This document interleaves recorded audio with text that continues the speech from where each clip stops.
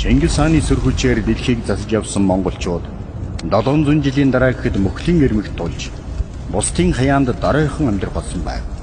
Гэвч цаг нь болоход тэд эрслэн үндийж зэвсэг тэмцлэр хуучны догшин авираа сэргээжээ. 1921 оны хувьсгал бол уур хилэнгийн хууль байлаа.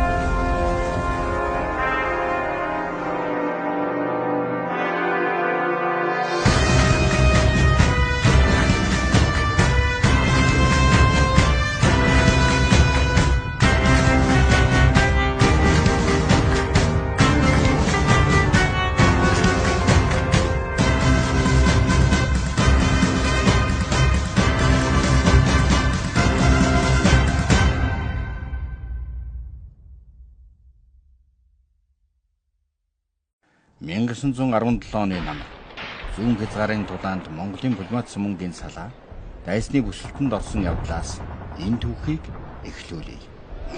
Тэдний шугшаамог олдох ёстой шүү.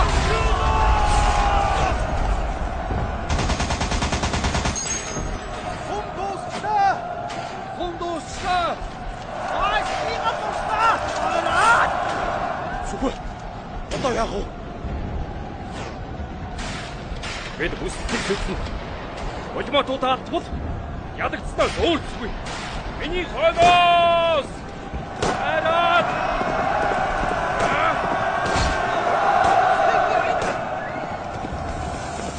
Нэсгэрчлээ! Араас нэгж байна. Өсгөө аваач юу? Бид тайцыг саатуулъя.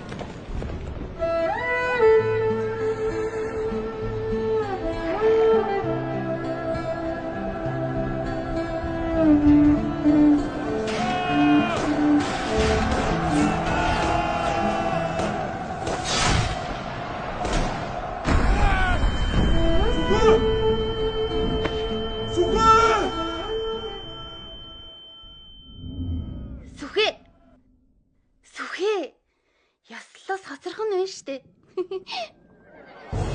1911 оны 12 сарын 29 морин цаг их хүрээ. Богд гэгэнийг хаан ширээнд залж Монгол хүмүүрийг баярлуулсан их ёслол боллоо. Манж улс доройтож түүний харьяанд явсан монголчууд ийхүү тусгаар тогтнолоо зарлав. Манж нар эзний ёсоор тэтгэж ядхаа болвол монголчууд салж тусгаарлахаар харилцсан тангарахтай байжээ. Алхын үед хэдэн жил нууцлан бэлтгэсээр хаант Оросоос зэр зэвсэг мөнгө санхүүгийн дэмжлэг авч төр засгийн газар байгуулад олон мянган зэрэг цуглуулж зэвсэг тэмцэлд бэлэн боллоо. Хятадын зүгээс сэргэлэн халдваас хамгаалан тулдгаар тооцжээ. Халхад Чингисийн алтан ургийн 4 хан мөн богд гэгээн тэргүүлж байв. Язгууртнууд богд гэгээний үлэмж нөлөөг бодолцож хэлэлцсээр улсын хан болохоор шийджээ. Өөрийн эрхийг хойш тавьж миний бие хаан суурьнд хүчилсэнгүй. Түшээд ханыг залуу баг хэмээн шүүж хаан болгосонгүй. Үүнд зарим ноёд гомдолтой үлдлээ. Улсаа тунхаглан гэдэг нэг хэрэг хорвоод хүлээн зөвшөөрүүлэх бэрх тэмцэл үлдлээ дээ. Өндөр гэгэний хувилгаан учраас богд хаан бол алтан урган хойч залгамж юм. Миний бие богд гэгэнийг хар багаас нь өсгөж хүмүүжүүлж ирсэн. Хаан бол ховтөл хүн байж таа. Цаг нь ирлээ гэж богд гэгэний айлдснаар дээдсүүд олон жил хичээсээр нэгдэж чадлаа. 4 хан нэгдсэн цагт Монгол мандна гэдэг үгүй. Одоо гаднаас дайрах нь гарцаагүй. Бид харин нэгдмэл байдлаа хамгаалж чадах болов. Ард түмнийхээ ингэж хөөрөн баясч байхыг энэ насанд харсангүй шүү. Ямар сайхан юм бэ? Улс маань ингээд мандлаа. Яслалч гой зүйд ихтэй юм аа. Улс мандлаа гэд харц бидэнд юуны хамаат? Цог юм. Бүгд баярлаж байхад Монгол хүн байж амны бэлэггүй юм бүхий. Хөнгө солонгорч хөөрхийн үдэ хужирлаа. Одоо харж түлээ модо бэлдсэн нь дээргүй юу?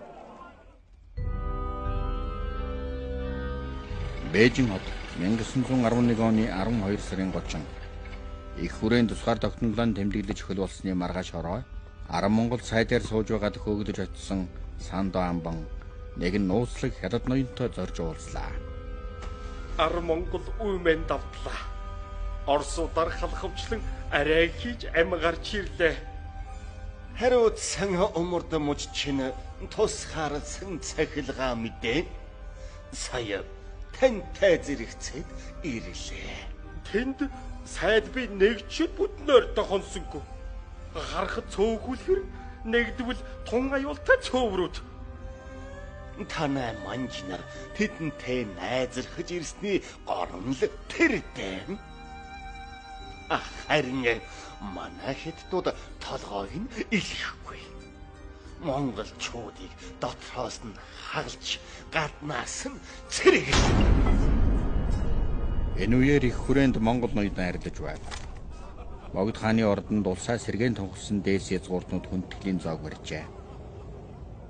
Ноёд баяр хөөрөө инхүү хуваалцлаа. Намайг хаан болоход нас балчирдна гэлөө. Монголын төлөө юунд ч сэтгэл зүрх минь балчирдахгүй. Өөрийгөө Монголын хаан болох учиртай хэмээн Түшээдхан Дашнамын үг хайсан нь оргүй зүйл биш байв. Хизээ нэгэн цагт монголчууд хаантай болвол юуны өмнө түүнийг өргөмжлөх нь зүүн хэрэг байсан юм. Тайвшир хүүхэ. Хаан суурьнд суусангүй гэж гомдлох цаг биш. Зүгээр. Түшээдханч үнэн чанараа илчилж байна да. Уг нь би төвд хүнийг Монголын хаан өргөх нь зохисгүй гэж хэдэнтэй хэлсэн. Нэгэн шийдсэний хойноос ийм авир зохисгүй. Төрийг алтан ургийн ноён захирч ирснээс бус лам хүн толгооссон удаагүй шүү. Лам нарыг яахаараа буруутгадаг вүлээ? Ховрог бид богдоо дагаж нэг санаатай. Харин ноёд та нар би гэсэн тусдаа бодолтой. Мордхын хазгайг ихчээр лам та нар хожим нь ухаарнаа гайгүй. Чуулганы шийдвэртэй харсалдаж алдас хийлээдэ чи. Авир мотод төрийн сэнти ахтан шуурга дэгдээлээдэ чи. Даалам Цэрэнжимэд тэрээр эрх чөлөөний хувьсгалын гол удирдагчдын дотор метршгүй бухаалаг нэгэн байлаа. Ноёдын энэ хэрүүлж яамаа. Зэрэг дадлахаа улам яарвчлахгүй болох юм байлаа. Жингван ханд дарж эрх чөлөөний хувьсгалын гол удирдагчдын нэг. Улс тусгаарлаа гэд хөрцөглөх юм биш гэдгийг бүр мэдээд байсан юм аа. Хоморгонд нь харц бэдэл зовно. Тэр цэрэг татлагдаж чинь очихгүй. Та чинь оргуул босоод болохгүй юу? Цэрэг татлага уламж ширвслээ. Шаранд орхон дутчихлээ. Орсон ч яадаг юм. Ер нь уул нь гарч сайн ир болоод явсан ч яах вэ? Таныг ийм тэрслүү юм ярихын чинээ сансангүй. Би бичиг номын хүн болгосон гэж бодох юм. Цэрэг цал урсгаж түлээ бэлдснээс л дээр байх. Сайн байх юм бол цалин хүнлүү өгч зэрэг дэв олгодог гинлээ. Өхөө за. Чи бүр ятгаад хөөж явуулах нь шив. Харин ч дондуу ламтанд таныг үзүүлсэн. Цэрэгт мордох юм бол сайн гэж байна лээ. Та ч ямар миний үгэнд орох штэ. Тэр уул руугаа явахгүй юу та? За янч маа. Үсэд байгаа тэр цэрэгт чинь би явнаа. Харин одоо амарцгаая. Чамаасаа холдно гэхээс л хамаг сэтгэл өвдөх юм.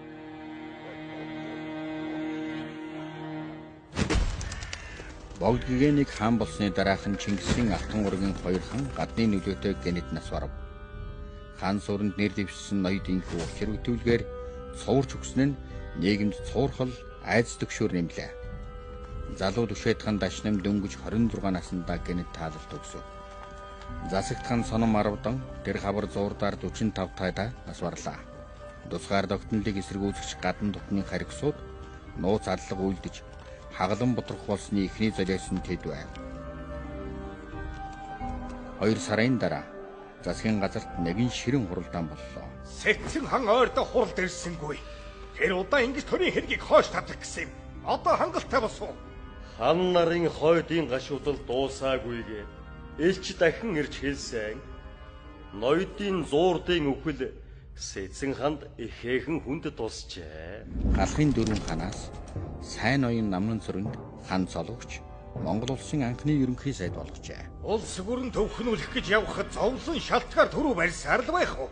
Ноёд та нар элдв зовлонд халирч гомдлож явдаг хязээ болох вэ? Шүүгнэ.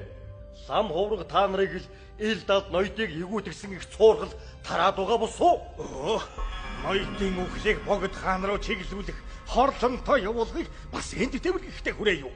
Харин ч төрд нүүрлсэн хагцал зовлон нэмгэлхийн тулд богдын зарилгаар жанрайсаг бурхан бүтээхэд нэмж хөрөнгө гаргахтаа яарвчил. Хужир булангийн цэргүүд хоолтой хоолгүй солих хувцсчгүй байхад Орос зээлээс жанраасагт илүүчилсэн. Дахиж өгч чадахгүй. Ухай! Улсыг даасан бурхангүйгээс ажил үйлс таарав. Бүхнээ шавхаад чамаагүй гүйцээ. Энэ хурлчин суухгүй. 1912 оны хавар хожир улангийн цэргийн хороо. Нэгэн удаа янжмаа цэрэг дээрээ удаагүй эрнүхэр сүхтээ ирж уулзлаа. Алив. Хүүхнээ нэг үнэрлэе. Таныга үнэхээр их санджээ. Цэрэгт ямар шихэн байна да. Хоол муу, дарамт их. Дарга төвшөндүүд нь зандруу. Хувцс хангамж муутай. Олиггүй л газар юм. Ямар ч хэцүү юм дээ. Одоо тэгээд яанда. Цэрэгч явах. Харин чамаага өгүүлэх нь л бэрх юм. Би танд нэг мэдээд болгохаар ирлээ. Хоёулаа өртөө болох нь. Ямар сайхан хэрэг вэ? Удахгүй халуун бүлээр жаргалтай амьдрнаа. Тэрэ дурдлал чуухануудыг хараа. Хингээч нь вэ? Нөгөө нэг Орос сургагчийн морин жолооч шүү дээ. Хой, залуу! Наад хүүхнээ нааш нь явуулахгүй мүү аа? Юу гинэ муусаа юмнууд? Болилдоо та минь. Эн чин юу хүмүүс вэ? Мэдхгүй. Хийх юм олж ядсан цэргүүд л баг шиг байна. Ээдээ та минь хэрэгтэй хөвгт битгий хутгалтчаарай. Тэр улстай хэрэлдэж муудалцаад юу хөө? Та минь болтгүй шүү. Энд дэг журамтай газар. Санаа зовлдог. Харин чимэн л бие бодож яваарай. Баяртай. За, дурдлал чуугаа. Айцаа! Юу болж байгаа ч нэ? Та нар явцгаа. Цагаагүй. Дараа уулзнаа гой мөн. Амаа мэдэрээ чи. Сүх гэдэг нь чи юм биз дээ? Галсан байран хожир улангийн Монгол цэргийн анхны захирагч байсан хүн. Олонтой харьцаа муутай байвал оргүй дээ. Хэд өдөөд бахарна л. Цэргүүдийн дунд хүүхэн шуухан үзэгдээд байвал энэ мэд хэрэгээ салахгүй гэж мэд. Эхнэртэйгээ яаж уулзах вэ? Цэргийн эрдэм цайз үтгэх юм бол чөлөө олгодог тал бий. Чөлөө гинэ.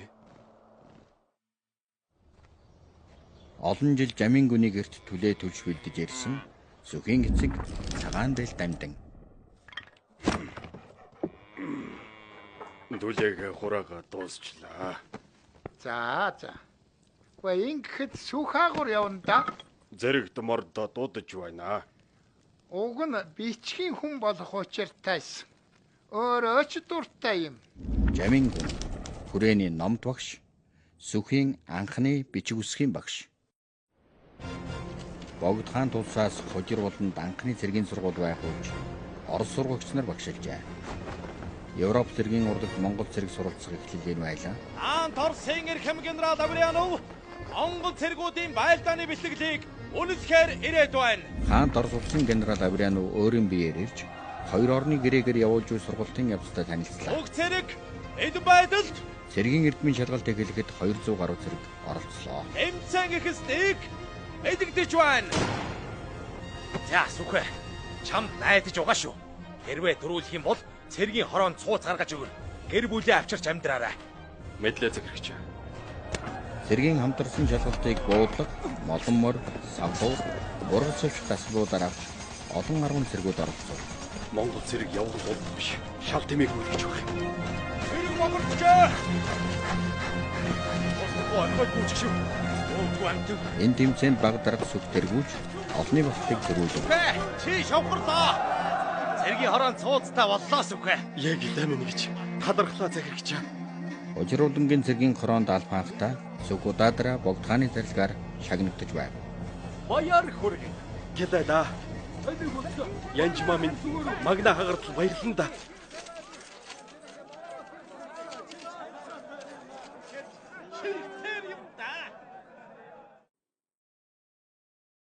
Хоёр орны шахалтаар 1914 онд Орос хятад Монгол 3 улсын хэлцээрийг Хягтад эхлүүлэх боллоо. Улс орноо хүлээн зөвшөөрүүлнэ гэж монголчууд найдаж байв. Хягтын хэлцээрд бэлдэх ноёд Орос хятадын төлөөлөгчтэй уулзан зогсно. Энэ үед Даалам Цэрэнжмэд гаднаас орж ирлээ. Та хэд намайг хүлээж байв уу? Баг зэрэг хоцорч хлаа. Одоо хэлцлээ эхлэх үү дээ. Даалам таан таныг Хягтын хэлцлээс болиулж баруун хязгаарын сайдаар илгээх нь чухал гэж үзлээ. Ер нь хоёр улсын тулгалт шахалт хүчтэй байна шүү. Юу? Намайг хаа сайгүй л боомлох болж. Одоо бас та нар Япон руу тусламж ирэхээр одоход намайг саатуулж хайлаараа саяхан буцаалаа. Мэдэнтэй тэр Хягтад очиж нэгийг явуузнаа. Та үүнд санаа зовлтгүй. Үлдэх бид Монгол улсаа хүлээн зөвшөөрүүлэхэд уян хатан ажиллаж дөнгөн. Үгснээ чинь уян хатан. Харин ч гүн бат байх учиртай. Орос хятад хоёр Монголыг хувааж залгихаар шахаж зовоож ирлээ. Тэдний нохой санаанд амар автахгүй шүү. Асуудал шийдэгдсэн. Богдын зарлигаар таныг баруун хязгаарт нэгэнт томилсон. Даалам таан ховд дөрвөд аймаг тагн уран хайг нааш баттгах ажил хойшилж гадныхан тийш өнгөлцсөөр байна. Энэ хүнд ажилд таны зүтгэл хэрэгтэй шүү дээ. Алс хязгаар руу зайлуулж байгаа юм биз дээ. За тэгвэл энийг ав хамт орчоо. Богдын даасан очир. Нэгдмэл улсаа хүлээн зөвшөөрүүлэх үс бүтэх болтугай. Намайг эрс түлхсэн шигэ. Энэ хэрэгт шийдэмгээ зогсоорой. Төрийн сүлд өршөг. Хатуужин зогсож давах учиртай хэлэлцээрт манай гэдэж зовхон дээ хөрхий. 1914 оны 5 дугаар сарын эхэн Даалам Цэрэнжмэд хүрээнээс дагалт хоногтын амд гарч баруун хязгаарыг зорих замдаа